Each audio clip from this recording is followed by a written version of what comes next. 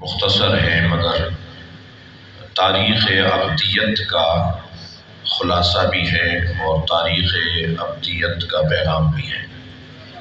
تاریخ ابدیت میں یوں تو حضرت عیسیٰ اپنے منہ سے کہہ رہے ہیں انی عبداللہ، میں اللہ کا بندہ ہوں، اور اس وقت کہہ رہے ہیں کہ جب گود کے بچے ہیں تو عیسیٰ علیہ السلام نے ماں کی گود میں حضرت مریم کی گود میں کہا کہ انی عبداللہ آتانی الکتاب وجعلنی نبیا، میں اللہ کا بندہ ہوں، مجھے کتاب دے کر بھیجا ہے اور مجھے نبی بنا کر بھیجا ہے۔ تو حضرت عیسیٰ نے یہ بات روشن کر دی کہ بندگی امت کے لیے تو بلوغت سے مشروط ہے، مگر بندگی معصوم کے لیے کسی چیز سے مشروط نہیں۔ معصوم ہر حال میں بندہ پروردگار ہے، اور پھر جب کہہ دیا کہ میں اللہ کا بندہ ہوں تو رسالت کے لیے تو بنیادی شرط ہے بندگی۔ تو جب اللہ کے بندے ہیں تو قرآن ہسٹری اور تاریخ کی کتاب نہیں ہے۔ اگر ایک نبی کے لیے، ایک معصوم کے لیے یہ کہہ دیا گیا کہ وہ گود میں بھی نبی ہو سکتے ہیں، تو کیا سارے نبیوں کے نام بتائے جائیں کہ یہ گود میں نبی تھے؟ اور جب حضرت عیسیٰ جیسا وجود یہ کہے کہ میں ماں کی گود میں انی عبداللہ آتانی الکتاب وجعلنی نبیا، میں اللہ کا نبی ہوں، مجھے نبی بنا کر بھیجا ہے، جب عیسیٰ علیہ السلام ماں کی گود میں کہہ رہے ہیں کہ مجھے نبی بنا کر بھیجا ہے، تو عیسیٰ جس کے آنے کا انتظار کر رہے ہیں اس مصطفیٰ کا مقام نبوت کیا ہو؟ صلوات پڑھیں محمد و آل محمد۔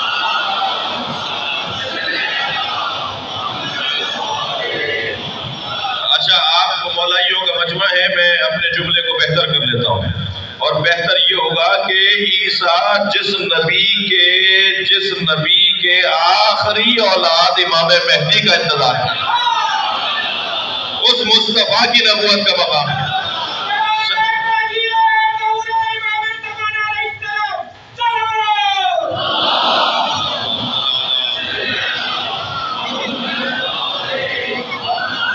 مبشراً برسول یأتی من بعدی اسمہ احمد، میں تمہیں بشارت دیتا ہوں ایک ایسے نبی کی، ایک ایسے رسول کی جو میرے بعد آنے والا ہے، جس کا نام احمد ہے۔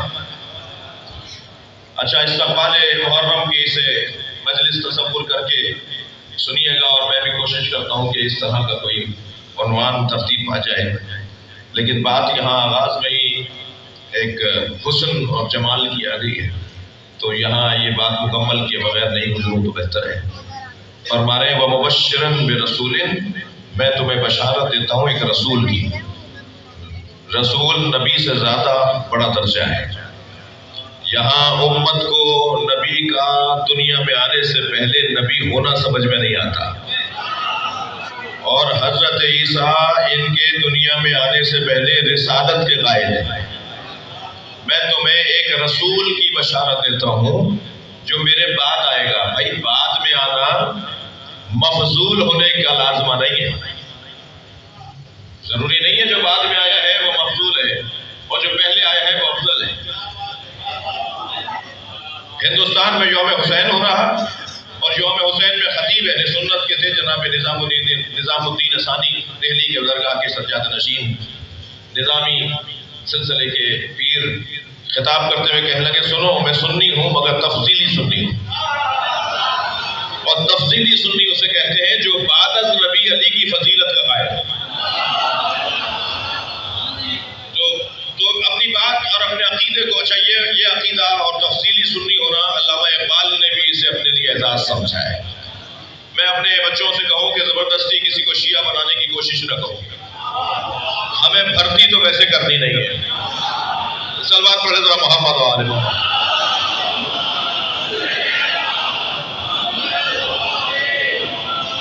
تو فرماتے ہیں کہ میں سنی ہوں مگر تفصیلی سنی ہوں، اور تفصیلی سنی اسے کہتے ہیں کہ جو مولا علی کی فضیلت کا نبی کے بعد سب سے زیادہ فضیلت کا قائل ہوتا ہے۔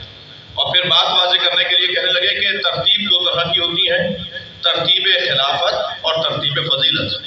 علی ترتیب خلافت میں چوتھے ہیں مگر ترتیب فضیلت میں پہلے ہیں۔ آپ یقین جانیے مجمع میں سے ایک صاحب کھڑے ہو گئے کہنے لگے خواجہ صاحب بات سمجھ میں نہیں آئی، جو ترتیب فضیلت میں پہلا ہو اسے ترتیب خلافت میں بھی پہلا ہونا چاہیے۔ تو الجھ کے کہنے لگے 1,23,999 پیغمبروں کے بعد آنے والا پہلا مانتے ہو اور 3 کے بعد چوتھا پہلا سمجھ میں نہیں آتا؟ صلوات پڑھے محمد و آل محمد۔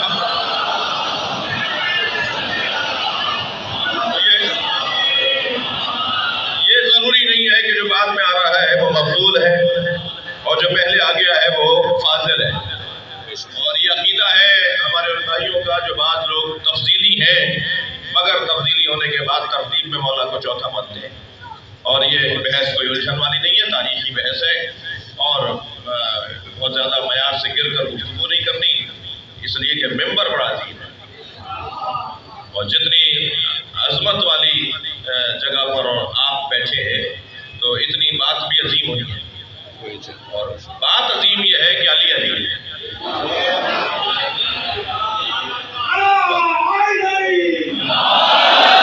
بات روشن یہ ہے کہ مولا علی ہے، اور میں اپنے الفاظ میں کہوں تو شاید مجھے یقین دلانے کے لیے کوئی سہارے لینے پڑے، لیکن مولا کی بات ہی کیوں نہ کر دی جائے۔ مولا کی زبان سے مولا کی بات، علی بے زبان علی۔ بھئی آپ کی اگر سماعتیں ساتھ ہیں تو 2-3 منزلیں لے لو۔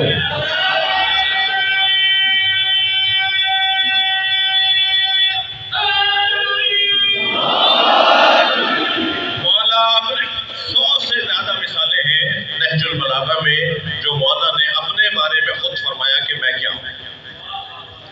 اگر اسے پڑھ چکا ہوں ایک پورا شرح علی بن زبان علی، اگر ان تمام مولا کے فرامین کو پڑھ دیا جائے، غور کر لیا جائے، ان پہ توجہ کر لی جائے تو معرفت مولا کائنات کے لیے ایک مکمل نصاب ہے۔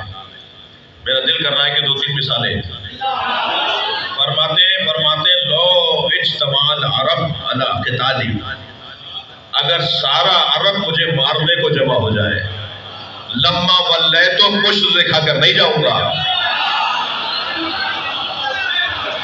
ساری دنیا سامنے کھڑی ہو جائے، علی لشکر پہ لشکر۔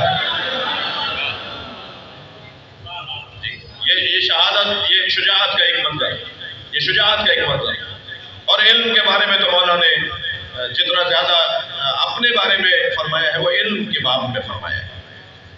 علی کی سب سے بڑی، خود فرماتے میری سب سے بڑی عزت یہ ہے کہ اللہ نے مجھے اپنے ساتھ گواہ رسول بنایا ہے۔ کفا باللہ شہیدا بینی و بینکم ومن عندہ علم الکتاب، جس کے پاس مکمل کتاب کا علم ہے۔ فرماتے ہیں لو سنیت لی الوسادہ، اللہ آپ کی اہلیہ کو شفا عطا فرمائے۔ لو سنیت لی الوسادہ، اگر مسند قضاوت کو میرے لیے بچھا دیا جائے، لفتح تو اہل تورات بتوراتہم، تو میں تورات والوں کا فیصلہ تورات کے مطابق کروں گا، میں انجیل والوں کا فیصلہ انجیل کے مطابق کروں گا، میں زبور والوں کا فیصلہ زبور کے مطابق کروں گا، میں قرآن والوں کا فیصلہ قرآن کے مطابق کروں گا۔ میں یہ حدیث سنانے سے پہلے آپ کی توجہ چاہوں گا، علی اس امام کو کہتے ہیں جسے شیعوں نے اپنا پہلا امام بنایا ہے، شیعوں نے پہلا امام مانا ہے، مگر اللہ نے ساری انسانیت کے لیے جسے حاکم بنایا اسے علی کہا ہے۔ لہذا مولا یہ نہیں کہہ رہے کہ میں عیسائیوں کا فیصلہ ہی نہیں کروں گا، مسلمان ہو جاؤ تو فیصلہ کروں۔ بھائی ایسے نہیں سنے، یہ کوئی مرحلہ فکر ضرور ہے۔ علی نہیں کہہ رہے میں یہودیوں کو منہ نہیں لگاؤں گا۔ بھائی تورات منسوخ ہو گئی، فیصلہ اس کے مطابق علی کر رہے ہیں۔ زبور منسوخ ہو گئی، علی منسوخ کتاب کے مطابق فیصلہ کر رہے ہیں۔ انجیل منسوخ ہو گئی، ان ساری کتابوں کے ناسخ کو قرآن کہتے ہیں، قرآن ان سب کا ناسخ ہے، یہ سب منسوخ ہے۔ فرما رہے میں انجیل والوں کا فیصلہ انجیل کے مطابق کروں گا۔ تو یہ فیصلہ علی نے کر دیا اپنے شیعوں کے لیے کہ تمہارا دروازہ کسی کے لیے بند نہیں رہنا چاہیے، امام بارگاہ کے دروازے پر کوئی کھڑا نہ ہو شناختی کارڈ دیکھنے کے لیے؟ ایام ازا کا آغاز ہے، کسی کو حق نہیں ہے کہ پوچھے کہ تم کون ہو؟ جو اس دروازے پر آ گیا وہ یہی تو آئے گا۔ لہذا کسی کو حق نہیں ہے، توجہ ہے، مجھے حق نہیں ہے کہ میں پوچھوں تم سنی ہو، دیوبندی ہو، بریلوی ہو۔ میں تو اس سے زیادہ بڑی بات کر رہا تھا مولانا کا قول سناتے ہوئے۔ ہمیں حق نہیں ہے کہ ہم پوچھیں کہ ہندو ہو، عیسائی ہو، جو بھی مجلس میں آیا ہے وہ حسینی ہے، وہ حسینی ہے۔ اور یہ بات ذہن میں رہے کہ نظام ہدایت جیسا میرے مولا حسین نے مرتب کر کے دیا ہے، اس لیے کہ مصباح ہدایت ہے، اس لیے کہ چراغ ہدایت ہے۔ وہ چراغ ہدایت وہ چراغ ہے کہ جو پھونکوں سے بجھنے والا نہیں ہے۔ میں نہیں کہہ رہا بلکہ اللہ نے اس چراغ کے بجھانے والوں کو ان کی طاقت کو جملہ محسوس کریں گے، ان کی ساری توانائیوں کو، ان کے ریالوں کو، ان کے ڈالروں کو اللہ نے وَيُرِيدُونَ لِيُطْفِئُوا نُورَ اللَّهِ بِأَفْوَاهِهِمْ وَاللَّهُ مُتِمُّ نُورِهِ وَلَوْ كَرِهَ الْمُشْرِكُونَ وَلَوْ كَرِهَ الْكَافِرُونَ۔ دونوں آیتیں ہیں۔ کچھ لوگوں نے ارادہ کیا ہے کہ اللہ کے چراغ کو پھونکوں سے بجھائیں۔ بھائی اگر آپ آمادہ ہیں تو جملہ کہہ دو، اس سے بڑا تبرہ کیا ہوگا حسین کے دشمن کے لیے کہ اللہ اس کی ساری طاقت کو پھونک بول رہا ہے۔ سارا پیسہ جمع بھی کر لیں، سارے ادارے چھوڑ کر بھی بیٹھ جائیں، مگر تمہارا حال ایسا ہے جیسے پھونک۔ صلوات پڑھے محمد و آل محمد۔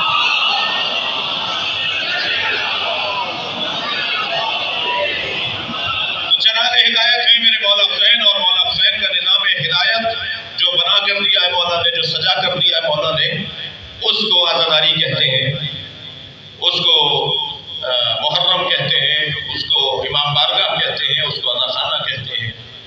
جی یہاں تو مسجد کا ہال بھی ہے برابر میں جی، اور امام بارگاہ کا بھی ہے۔ سب مدرسے بناتے ہیں، آپ بھی بناتے ہیں، سب مسجد بناتے ہیں، آپ بھی بناتے ہیں۔ آپ کے پاس پیسہ زیادہ ہے جو آپ امام بارگاہ بھی بناتے ہیں۔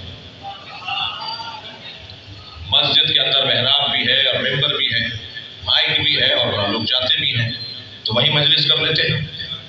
یہ ڈبل ہال کیوں بنایا؟ اچھا یہ پاکستان کی بات نہیں کر رہا، پوری دنیا میں یہی تہذیب ہے۔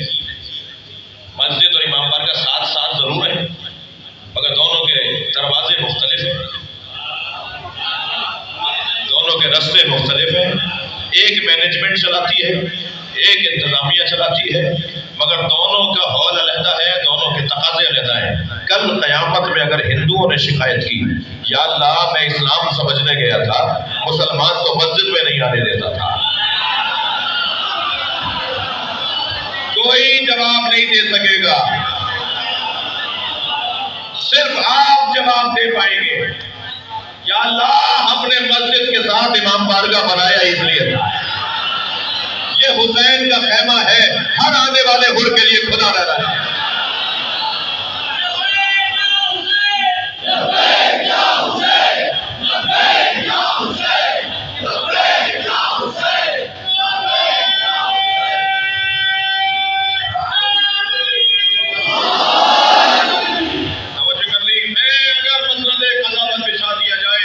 عیسائیوں کے فیصلے انجیل سے کروں گا، یہودیوں کے فیصلے تورات سے کروں گا۔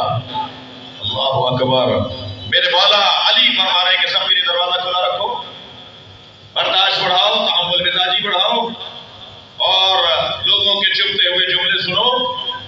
ماتم کی قسموں میں ایک یہ قسم بھی تو ہے،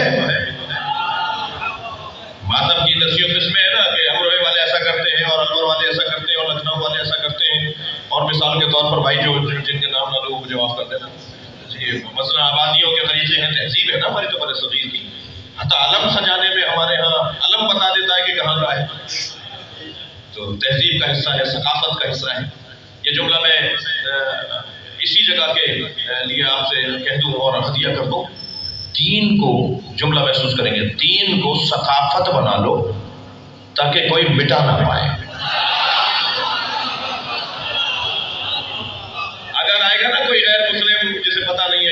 کیا کر رہے ہیں، اسے لا کے یہاں کھڑا کر دیجیے. وہ پہلے تو علم پر غور کر کے اس کی تصویریں بنائے گا، اس میں کھڑے ہو کر دیکھے گا اس کے ڈیزائن کو، پنجے کو، پھر دوبارہ ذہن اس کا سر اڑے گا، چہرہ اڑے گا تو اس کو ایک اور پنجہ نظر آئے گا. پھر جب تابوت برآمد ہو رہا ہوگا تو وہ اس کو دیکھ کر ہی حیران رہے گا کہ کیا آرٹ ہے، کیا فن ہے. دلجنا کی سجاوٹ، تازیوں کی بناوٹ. جی اب تک حیدرآباد چلے جائیے، خیرپور چلے جائیے، راجستھان چلے جائیے، لکھنؤ چلے جائیے.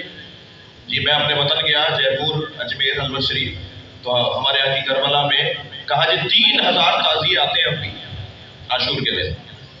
تو میں نے کہا جی یہاں تو مسلمان مجھے پتا ہے کہ 25-30 سے زیادہ کر دیں گے. تو یہ تعزیے کس کے ہوتے ہیں؟ کہنے لگے مسلمانوں کا، سنیوں کا ایک ہوتا ہے، شیعوں کا ایک ہوتا ہے، باقی سب ہندوؤں کے ہوتے ہیں. تو بابا حسین کا تعزیہ نکالتے ہیں. بھائی یہ اتنا خرچہ کرنے کے بعد بھی نامراد اس لیے ہے کہ بر صغیر میں عزاداری ثقافت ہے. صلوات پڑھے محمد و آل محمد.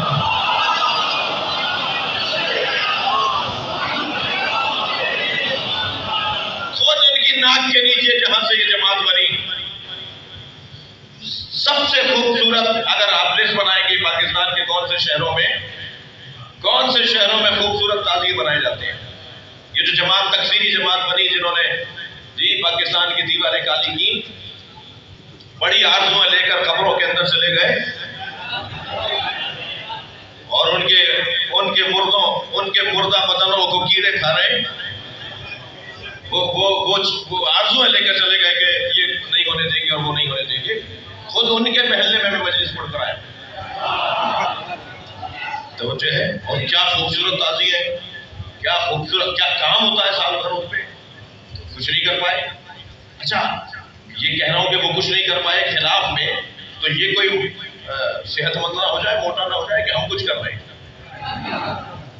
تعزیہ اٹھانے والے یہ غلط فہمی کا شکار نہ ہو جائے کہ ہم کچھ کر رہے ہیں. ہم کچھ نہیں کر رہے، ہمارے پیچھے دعائے زہرا ہے. دعا لیتے رہو کہ دعا. صلوات پڑھے محمد و آل محمد.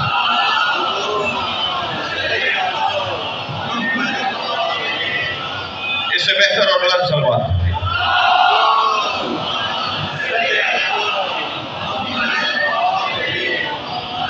توجہ کر لیا اپنے. مولا فرمانے اگر مسند قضاوت بچھا دیا جائے تو میں ان کے فیصلے ایسے کروں گا، اور زبور، تورات، انجیل، قرآن پکار کر کہیں گے جو فیصلہ علی کا ہے وہی ہمارا ہے. اور پھر فرماتے ہیں سلونی قبل ان تفتنونی، پوچھو اس سے پہلے کہ تم مر جاؤ.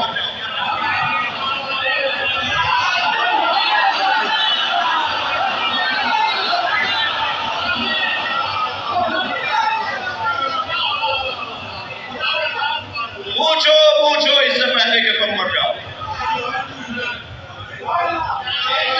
جو علی سے نہیں پوچھے گا مر جائے گا.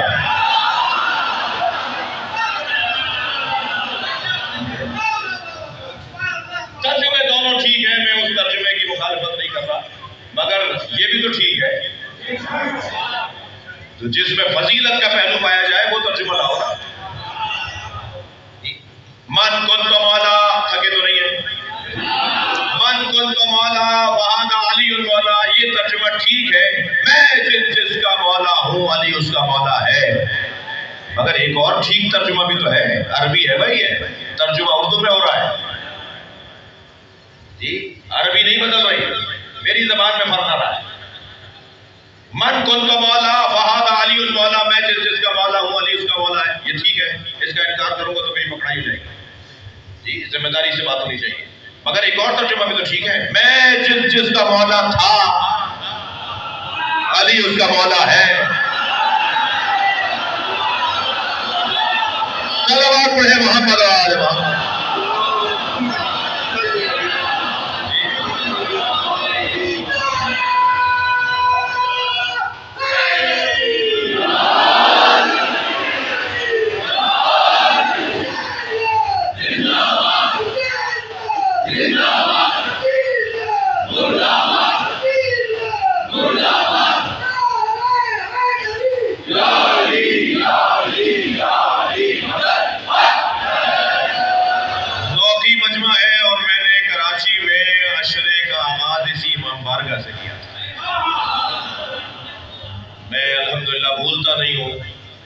آج بھی ہم سائیکل کی حیثیت کے بھی نہیں ہیں. ممبر پہ بیٹھ کے مولا حسین کو سلام پیش کر رہا ہوں. انسان کو اپنا ماضی یاد رکھنا چاہیے. خاندانی طور پہ زمیندار ہیں وہ علیحدہ بات ہے. یہ خاندانی طور پر شیروانی اور اشکروں والوں کی اولادیں ہیں, تہذیب والوں کی اولادیں ہیں. لیکن مالی اور دنیا تو کوئی حیثیت ہی نہیں. آج اگر فرض کریں کہ کچھ قسطوں کی گاڑی میں بیٹھتے ہیں اور بعض لوگوں کے دل چھوٹے ہو رہے ہوتے ہیں,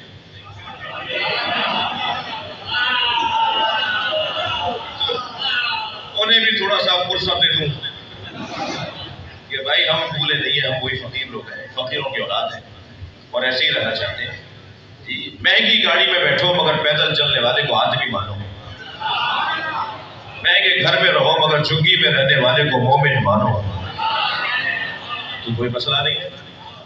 تو ذوقی لوگ بیٹھے ہیں اور آشنا لوگ بیٹھے ہیں. میں اکثر بہت بڑی تعداد میں بعض بزرگ تو عزت کر گئے اور بعض بزرگ شخصیات موجود ہیں, اور بعض آپ سے یہ بات کر رہا ہوں میں 2000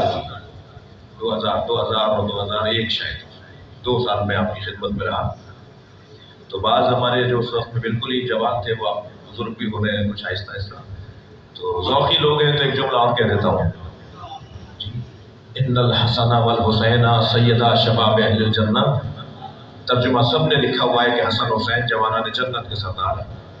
اس کا مطلب یہ کہ مر جاؤ جنت میں چلے جاؤ 2 سردار ملیں گے کہ جسے حسن حسین کہتے ہیں. یعنی نبی یہ فرما رہے ہیں کہ مردوں کے سردار ہیں. بھائی سامنے کی عربی میں نبی بات فرما رہے ہیں. جی سیدھی زبان ہے اور بہت ہی صاف زبان ہے, اور نبی نے تو فرمایا کہ مجھے اللہ نے معجزہ ہی دیا ہے کہ میں آسان بولتا ہوں. مشکل بولنا مشکل نہیں ہے, آسان بولنا مشکل. جی ہاں, وہ گاڑی باتیں کرنا اور اصطلاحوں کو ادا کرنا یہ مشکل نہیں ہے. مشکل یہ کہ آسان کرو بات. میرے مولا نے تو بس سامنے کی زبان میں ارشاد فرمایا ہے. یہ نہیں کہا کہ مر جاؤ حسن حسین جوانان جنت کے سردار. یہ ترجمہ ہی ٹھیک نہیں ہے. وہاں تو میں نے گنجائش رکھی کہ ترجمہ دونوں ٹھیک ہے, یا یہ ترجمہ ہی ٹھیک نہیں ہے. حسن حسین جوانان جنت کے سردار نہیں فرمایا. فرمایا ان الحسن والحسین سیدہ شباب اہل الجنہ. حسن حسین جوانان اہل جنت کے سردار ہیں, اور اہل جنت ہونے کے لیے مرنا ضروری نہیں ہے.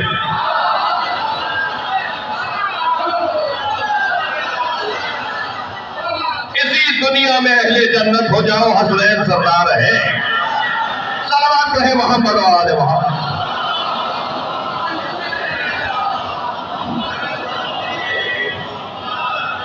اس سے بہتر صلوات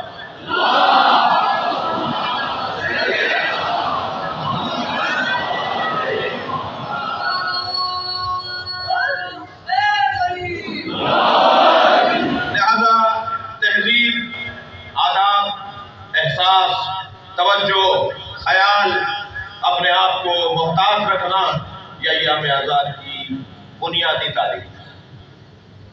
ہم یہاں امام بارگاہ میں جوتیاں اتار کے بیٹھے. کوئی امام بارگاہ میں جوتیاں پہن کے نہیں آیا اور نہیں آتے ہیں نہ آئے. ہم امام بارگاہ میں جوتیاں اتار کر بیٹھتے ہیں. مولا علی نے جوتیوں کا نام دنیا رکھا ہے.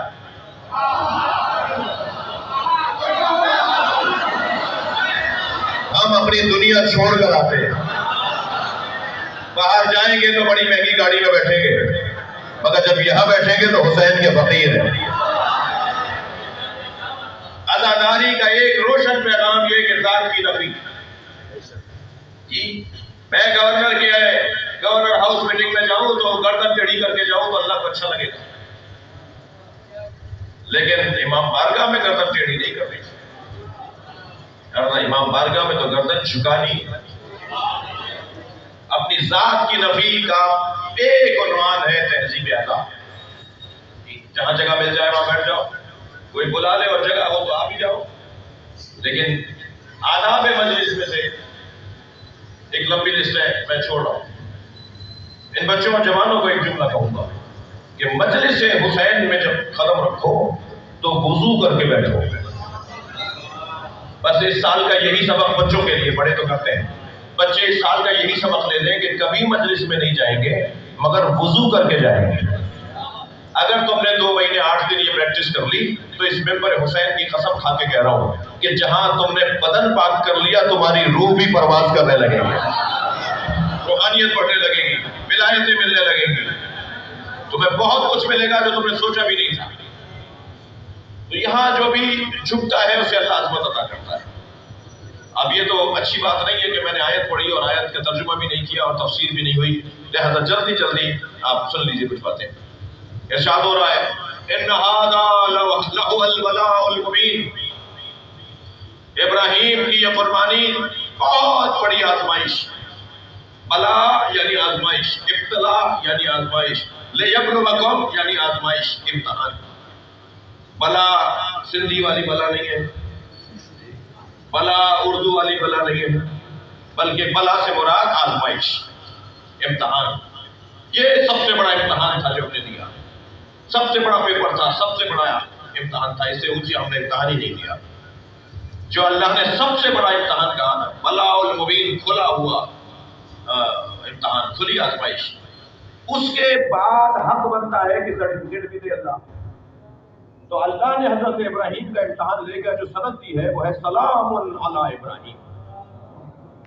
اللہ جسے سلام کر دے تو پھر اس کے نقش قدم پر مکے میں چلا جائے گا نا جی، پھر اس کو مقام اس کا ذہن میں رکھ کر 2 رکعت نماز پڑھی جائے گی نا۔ وہ سونے کی تازیہ بنا کر رکھا ہوا ہے، سونے کی زری بنا کے رکھی ہوئی ہے جی، اس میں حضرت ابراہیم کے پیروں کے نشان ہیں اور سب جا کے چومتے ہیں۔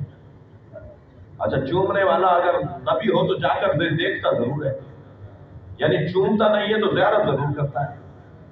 اللہ کا کام بھی اللہ کا ہے، جو مانتے نہیں ہیں انہیں منوانا جانتا ہے۔ جو مزاروں کے منکر ہیں، بھائی تھوڑا سا گردن ہلاتے رہیے گا، باہر بھی کچھ لوگ بیٹھے ہیں، جو مزاروں کے منکر ہیں اللہ ان سے حتیم کا طواف بھی کرواتا ہے۔ خانہ کعبہ کے ساتھ ناٹی سی دیوار، ایک ڈی نما دیوار جہاں پردہ گرتا ہے، میزاب رحمت جہاں پر برستا ہے جی، وہ چھوٹی سی دیوار، وہ کعبہ نہیں ہے مگر اس کا طواف واجب ہے۔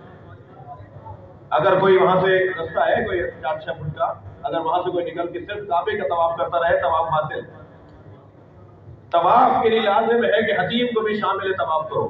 یہ طواف میں حتیم کو کیوں شامل کیا؟ یہ ہاجرہ اور اسماعیل کی قبریں ہیں، تم مزاروں پہ نہ جاؤ، میں تم سے طواف کرواؤں گا۔ بہت روشن بات۔ اچھا، مملکت میں آنے کے بعد کے ساتھ وہ یہ سبیلیں بدعت ہیں اور سبیل پینا، اچھا سالگرہ کا کھانا کھا لیں گے،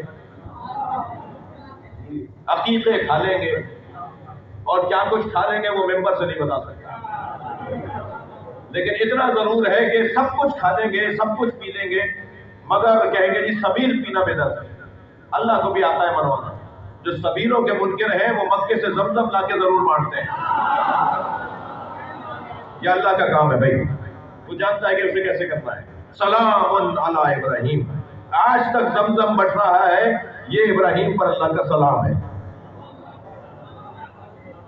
آج تک مینا کی سرزمین پر ہر صحت مند اور ثروت مند جا کر قربانی کر رہا ہے جی، دل کر رہا ہے یہ جملہ کہہ دو، معاشرے کے سب سے بڑے مصلح صحت مند اور ثروت مند ہوتے ہیں، اور معاشرے کے سب سے بڑے مفسد صحت مند اور ثروت مند ہوتے ہیں۔ میں نے پہلے مثبت بات کی ہے تاکہ کوئی ناراض نہ ہو۔ جتنے بھی پیسے والے اور صحت والے لوگ ہیں نا، وہ فسادی بھی ہیں اور مصلح بھی ہیں۔ اللہ نے انہیں مکے بلا دیا، پہلے تو اپنے کپڑے تبدیل کرو۔ افریقہ والے ایسے جھبلے پہن کے آ رہے ہیں اور مثال کے طور پر ہندوستان والے پجامے پہن کر آ رہے ہیں اور پاکستان والے تو ہر رنگ میں آ رہے ہیں۔ اپنی تہذیب ہی نہیں ہے پاکستان میں، تو اپنا لباس ہی ہم نے چھوڑ دیا۔ تو وہ مختلف لباسوں کے جو لوگ آئے ہوئے تو انہوں نے کہا جی اللہ نے کہا یہ سارے لباس تبدیل کرو، ایک لباس، سارے پیسے والوں کو ایک لباس میں کر دیا۔ اچھا، کچھ لوگ ہوتے ہیں جو بچنے کی کوشش کرتے ہیں، ہیئر اسٹائل سے پہچانے جاتے ہیں، کہیں انہیں گنجا کرو، سارے حاجیوں کو گنجا کروا دیا تاکہ یہ شناخت بھی مٹ جائے۔ بھائی میرے ساتھ ایک وزیر محترم تھے حج پر، تو مزدلفہ میں وہ کنکریاں بین رہے تھے، سبھی بین رہے تھے، ہم بھی بین رہے تھے، وہ بھی بین رہے تھے۔ میں نے دیکھا کہ وہ بیٹھے ہوئے اپنی تھیلی میں، تھیلیاں دی جاتی ہے نا حاجیوں کو، اس میں کنکریاں جمع کر رہے تھے سب۔ تو میں ان کے قریب پہنچا، میں نے کہا جی کیسا لگ رہا ہے؟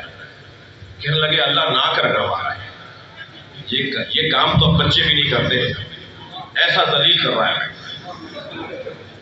اور پھر کہنے لگے کہ میں واپس جا کر اسمبلی میں تقریر کروں گا اور کہوں گا اسمبلی کے باہر 3 ستون بناؤ اور ہر رکن اسمبلی پہلے 3 شیطانوں کو پتھر مارے۔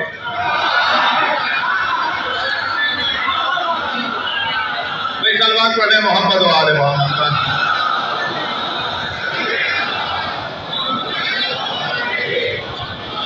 تو یہ سلام علی ابراہیم کا جلوہ ہے کہ جو آج تک حضرت ابراہیم کا تذکرہ، ان کی سیرت شریعت محمدیہ کا حصہ ہے۔ اور پھر آیت آگے بڑھی وَفَدَيْنَاهُ بِذِبْحٍ عَظِيمٍ، اور ہم نے اتنی بڑی آزمائش کو بھی قبول نہیں کیا۔ ابراہیم کی آزمائش کو ہم نے قبول نہیں کیا، یعنی ابراہیم کا بچہ زندہ رہا، یعنی ابراہیم آگ میں جا کر بھی زندہ رہے، یعنی ابراہیم نے مال لٹا دیا وہ ہم نے واپس کر دیا، اس لیے کہ ہمیں تو ایک جلوہ چاہیے تھا کہ ایسا ہو سکتا ہے، اور جب ایسا ہو سکتا ہے تو اس سے بڑا بھی ہو سکتا ہے، اور اب ہم اس سے بڑی قربانی چاہتے ہیں، اور بڑی قربانی بھی ابراہیم کی نسل ہی سے لیں گے، لہذا ہم اسے مؤخر کر رہے ہیں ایک اور بڑی قربانی پر۔ اتنا کچھ دینے کے بعد بھی اللہ نے کہا مجھے اور بھی چاہیے۔ لیکن عجیب داستان ہے، عجیب داستان ہے، جس نے بڑی قربانی دی اس کا سب کچھ رکھ لیا، جس نے چھوٹی قربانی دی اس کا سب کچھ دے دیا، واپس لوٹا دیا، جان واپس کر دی، مال واپس کر دیا، اسماعیل علیہ السلام اولاد واپس کر دی، مگر کربلا میں اللہ نے حسین سے مال بھی رکھ لیا، جان بھی رکھ لی، اولاد بھی لے لی، کچھ چھوڑا نہیں، اللہ نے سب لے لیا حسین سے۔ فرق کیا ہے دونوں میں؟ میں نے مجلس کے آغاز میں جو پہلا جملہ کہا تھا اس کو جوڑ رہا ہوں اپنے آخری فضائل کے جملے سے۔ عزیزو، میرے مولا حسین کے تینوں سرمایے اللہ نے رکھ لیے، مال سب لٹا ہے حسین کا، جی اولاد حسین کی شہید ہوئی ہے، خود حسین مولا کی جان اللہ نے لے لی، ادھر کیوں نہیں لی اور ادھر کیوں لے لی؟ واضح فرق ہے، بندگی کا مسئلہ ہے، تاریخ بندگی کا مسئلہ ہے۔ آپ کا بچہ اس کے لیے آپ ٹرافی لے کر آئیں، ٹرافی اسے دے کر اسے مانگیں کہ مجھے دے دو، اول تو دے گا نہیں، اور دے دے تو بڑی اچھی تربیت ہے، پھر پیدائشی تکلیف ہے۔ اگر دے دے تو آپ اگر اس کی ٹرافی کھائیں گے تو لوگ مذمت کریں گے کہ بچے کی ٹرافی کھا لیں، جبکہ آپ ہی لائے تھے۔ معاشرہ تسلیم نہیں کرتا کہ بچے کی کوئی ایک ٹرافی بھی لے لی جائے، بچے کا بیگ رکھ لے، بچے کا کھانا تو بہت دور کی بات ہے، بچے کی ٹرافی معاشرہ قبول نہیں کرے گا کہ رکھ لیں آپ۔ مگر یہی بچہ جو آج 2 سال کا ہے، جب یہ آپ کا بیٹا پوتا نواسا بھائی بھتیجا جب یہ 35 سال کا ہوگا اور ڈپٹی کمشنر لگے گا اور آپ کے لیے وہ ایک مثال کے طور پہ جوڑا لائے گا، آپ رکھ لیں گے، آپ کے لیے کوئی تسبیح مہنگی سی لائے گا، آپ رکھ لیں گے۔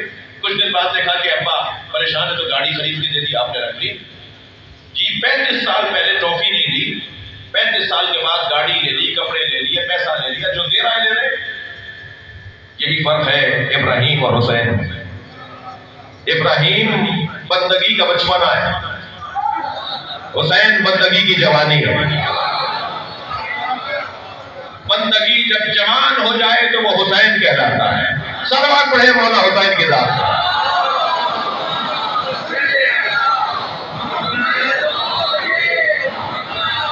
اب جب اللہ نے اس علیہ السلام ابراہیم علیہ السلام کی نشانیوں کو زندہ رکھا ہے، یہ کہہ کے سلام علی ابراہیم، تو تقاضائے قدرت الہیہ یہ ہے کہ جس سے بڑی قربانی دی ہے اس کی بھی ساری چیزوں کو زندہ رکھے۔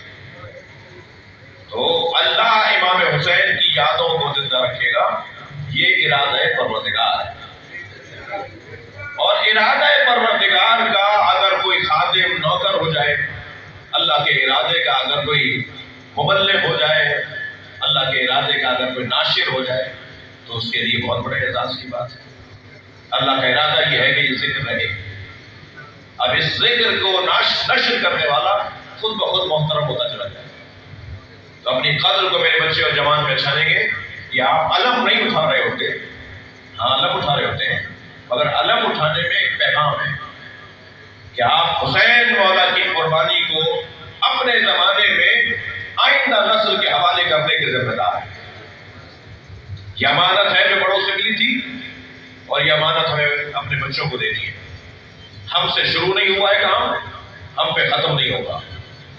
یہ سلسلہ پرانا ہے اور یہ سلسلہ رہے گا، اور اس حد تک رہے گا کہ جس حد کا مجھے نہیں پتا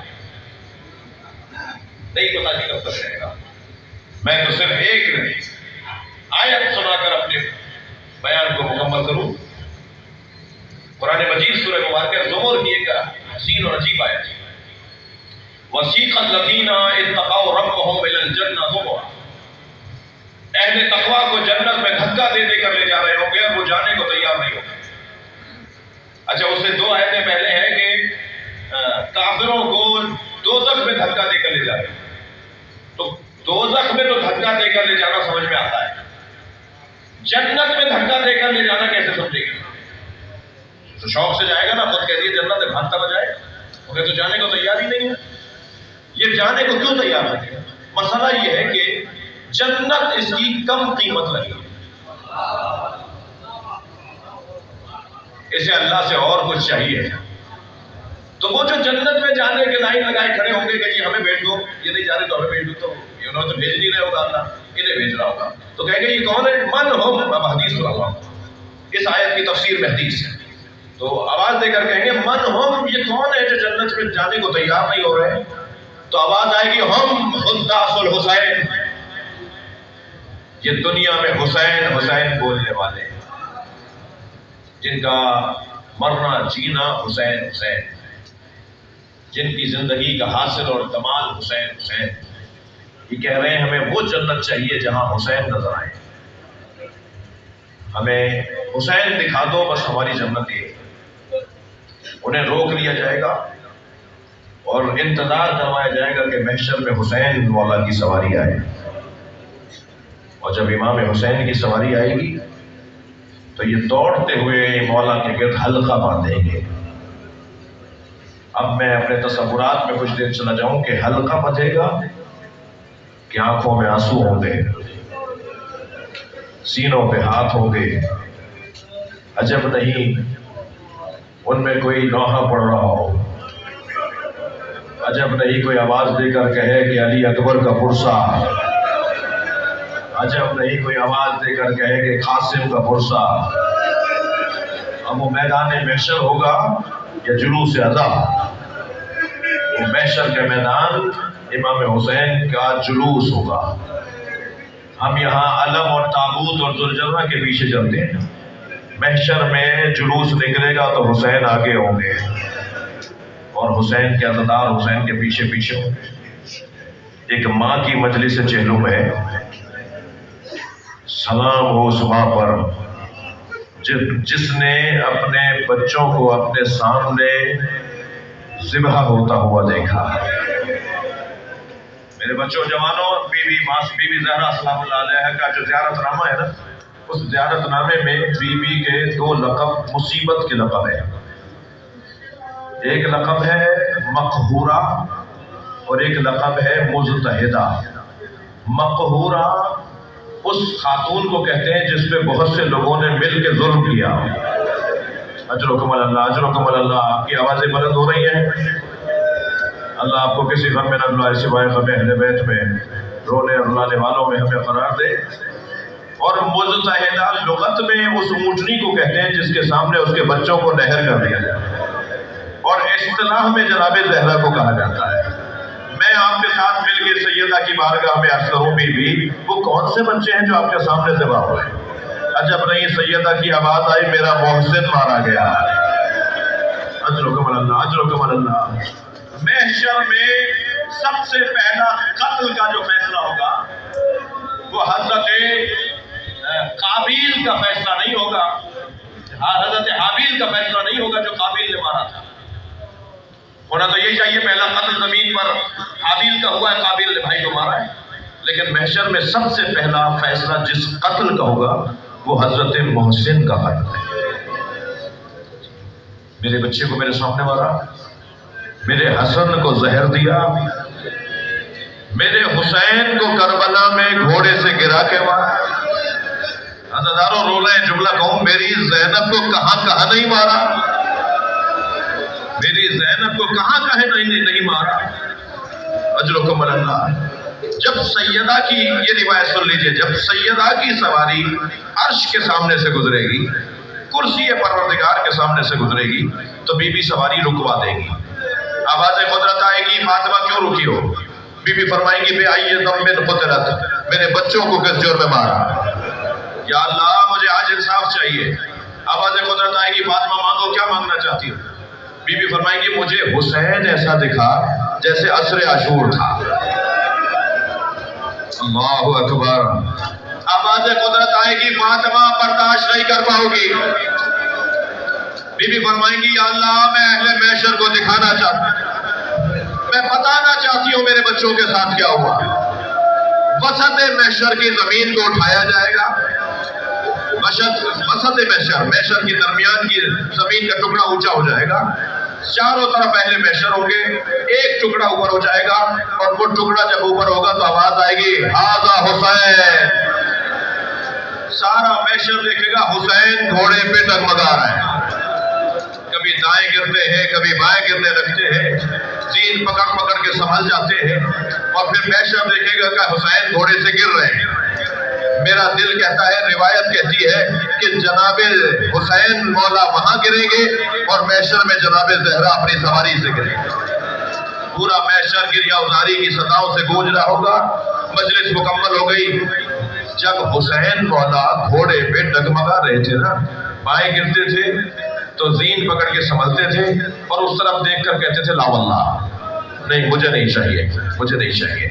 حضرت مختار کے دربار میں ان سپاہیوں نے کہ جو قریب تھے امام کی شہادت جب ہوئی اور انہوں نے حسین مولا کا وہ عمل اور وہ کیفیت دیکھی، تو انہوں نے بتایا کہ حسین گرتے ہوئے کہتے تھے لا واللہ، لا واللہ، دوسری طرف گرنے لگتے تھے تو وہاں اشارہ کر کے کہتے تھے لا واللہ۔ کہنے لگے ہمیں یہ نظر نہیں آتا تھا کہ کون کیا دے رہا ہے، کوئی تھا ہی نہیں۔ وہ ظالم کہتا ہے ہمارے علاوہ کوئی تھا ہی نہیں، مگر یہ جملہ حسین کا ہمیں سمجھ میں نہیں آیا کہ گرتے گرتے کہتے تھے مجھے نہیں چاہیے، مجھے نہیں چاہیے۔ عائد اللہ فاطمیہ ایک اللہ کے ولی ہیں، عارف ہیں، میں نے ان سے یہ جملے سنے کہ جب حسین گرتے تھے نا تو اشارہ کر کے کہتے تھے لا واللہ مجھے نہیں چاہیے۔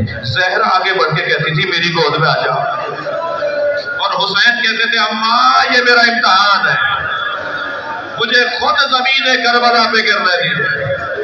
حسین گھوڑے سے زمین پر آئے، سیاہ آندھیاں چلنے لگی، زمین کربلا کو زلزلہ آیا۔ اللہ لعنت اللہ علی الظالمین۔ یا اللہ مرحومہ کی مغفرت فرما، کی کوتاہیوں سے درگزر فرما، اعلیٰ علیین میں مقام عطا فرما، جنت الفردوس میں